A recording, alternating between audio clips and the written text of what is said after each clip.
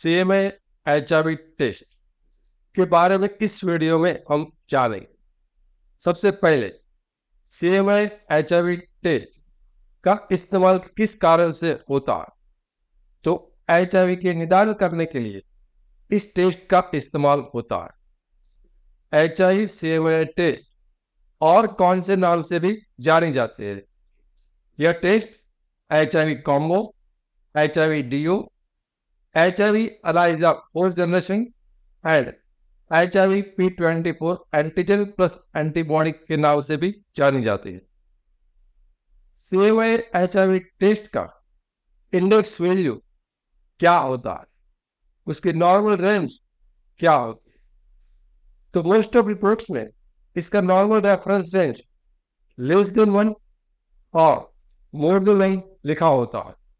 इसका मतलब है कि 1 से कम है तो एचआईवी नहीं है और 1 से ज्यादा है तो एचआईवी है। एचआईवी रिएक्टिव का मतलब क्या होगा। यदि आपने सीएमए एचआईवी टेस्ट कराया है और उसके अंदर रिएक्टिव लिखा आता है तो इसका मतलब यह है कि आपके ब्लड के अंदर इस टेस्ट का वैल्यू 1 से ज्यादा आया होगा। मान लेते हैं कि आपका वैल्यू 600, 1000, 2000 ऐसा कुछ आया है, तो क्या इसका यह मतलब होता है कि आपको बहुत ज्यादा बीमारी है? तो नहीं।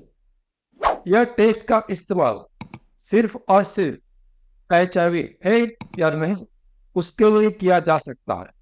हमारी बीमारी कौन से स्टेज में है, ग्लोबल स्टेज है या नहीं, वह इस रिपोर्ट से पता नहीं चल सकता। आपका वैल्यू 2 आया हो या 200 आया हो या 2000 आया हो, सभी का मतलब एक ही है, एचआईवी है। इस एचआईवी टेस्ट का एक्यूरेसी क्या है। यदि आपका टेस्ट पॉजिटिव आया है तो आप एक पॉजिटिव रिपोर्ट के आधार पर कभी भी एचआईवी पॉजिटिव का ट्रीटमेंट चालू नहीं करते हैं। हमेशा एचआईवी पॉजिटिव रिपोर्ट्स को अन्य रिपोर्ट से कंफर्म करना होता है। आप अन्य किसी भी किस्म का 2 रिपोर्ट करा सकते हो, वह चाहे एचआईवी टारगेट हो या कॉम्बैट हो या एचआईवी एलाइजा हो, और ये रिपोर्ट पॉजिटिव आते हैं, फाइनली कंक्लूजन में आएगा कि एचआईवी की बीमारी है और उसके बाद ही एचआईवी का इलाज चालू होगा। सीएमए एचआईवी टेस्ट का विंडो पीरियड कितना होता है। तो याद रखें, सीएमए एचआईवी टेस्ट का विंडो पीरियड 45 डेज यानी कि 45 दिन होते हैं। यदि आपका कोई जोखिम का घटना घटी है, यानी कि कॉन्डम फट गया है या बिना कॉन्डम सेक्स वर्कर से या मसाज पार्लर से या अन्य कोई व्यक्ति से आपने फिजिकल रिलेशनशिप बनाया है, शारीरिक संबंध रखा है, तो आपको एचआईवी हुआ है या नहीं हुआ, वह जानने के लिए आप 45 डेज के बाद 45 दिन के बाद सीएमए एचआईवी टेस्ट करा सकते हैं। यदि आपका रिपोर्ट कराया है और रिपोर्ट में नॉन रिएक्टिव आया है, HIV CMA test non reactive है, तो क्या आपको दोबारा रिपोर्ट करने की आवश्यकता है या नहीं। जब आपके खून के अंदर वैल्यू 1 से कम आएगा तब रिपोर्ट के अंदर नॉन रिएक्टिव लिख के आएगा। एचआईवी सीएमए टेस्ट का एक्यूरेसी क्या होता है। तो इसकी एक्यूरेसी काफी ज्यादा है और आपने विंडो पीरियड के बाद ये रिपोर्ट्स कराया है, यानी कि 45 डेज के बाद ये टेस्ट कराया है, तो आपको दूसरा और कोई टेस्ट कराने की जरूरत नहीं है। सीएमए टेस्ट फॉल्स पॉजिटिव को रूल आउट करने के लिए दोबारा टेस्ट करना होता है, लेकिन सीएमए टेस्ट फॉल्स नेगेटिव के लिए आपको दोबारा कोई रिपोर्ट करने की आवश्यकता नहीं है। आपका एक ही रिपोर्ट फाइनल माना जाएगा। अक्सर लोग पूछते हैं कि एचआईवी का रिपोर्ट कितनी बार करना होगा, या हमने रिपोर्ट करा लिया है तो कितनी बार एचआईवी का टेस्ट कराए। तो याद रखिए, सिर्फ एक बार का टेस्ट कराना है, वो विंडो पीरियड के बाद कराना है, और उसके बाद आपका रिपोर्ट नेगेटिव है, नॉन रिएक्टिव लिख के आता है, आपका वैल्यू 1 से कम है, तो आपको दोबारा कोई टेस्ट नहीं कराना है। कभी कभार कुछ लोग एक से ज्यादा बार HIV का टेस्ट कराते हैं और उसका वैल्यू दूसरे रिपोर्ट में पहले से ज्यादा आ जाता है, तो उसको ये डर लगने लगता है कि शायद HIV की बीमारी उसके शरीर में धीरे धीरे बढ़ रही है। लेकिन याद रखिए, आप एक रिपोर्ट कराओ या 5 रिपोर्ट्स कराओ, जब तक आपकी रिपोर्ट का रिजल्ट 1 से कम आ रहा है तब तक आपको HIV नहीं है और आपको डरने की कोई आवश्यकता भी नहीं है। कभी बार ऐसा भी होता है कि वैल्यू जो है, इंडेक्स वैल्यू, रेफरेंस रेंज का जो वैल्यू है, उसका रिजल्ट से काफी नजदीक हो जाता है। यानी कि मान लीजिए किसी का रिजल्ट 0.85 आया, तो उसको ऐसा लगता है कि उसका वैल्यू 1 से काफी नजदीक है, तो कहीं मैं HIV से नजदीक तो नहीं हूं। तो याद रखिए, ऐसा नहीं होता है। यदि आपका वैल्यू 1 से कम है, वह चाहे 0.1 से लेकर 0.99 तक कुछ भी हो, तो इसका एक ही मतलब होता है, आपको HIV नहीं है। ये टेस्ट का खर्च कितना आता है?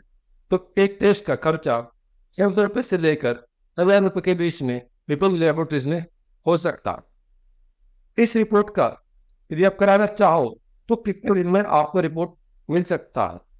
औसतन 1 से 2 दिन का वक्त लगता है रिपोर्ट मिलने में, लेकिन लेबोरेटरी के वर्कलोड के आधार पर ये वक्त कम या ज्यादा भी हो सकता है।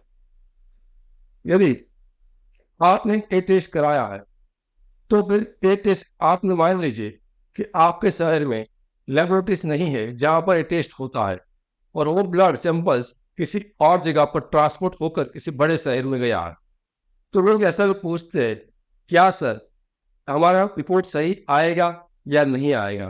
क्या इससे हमारा रिपोर्ट बदल जाता है?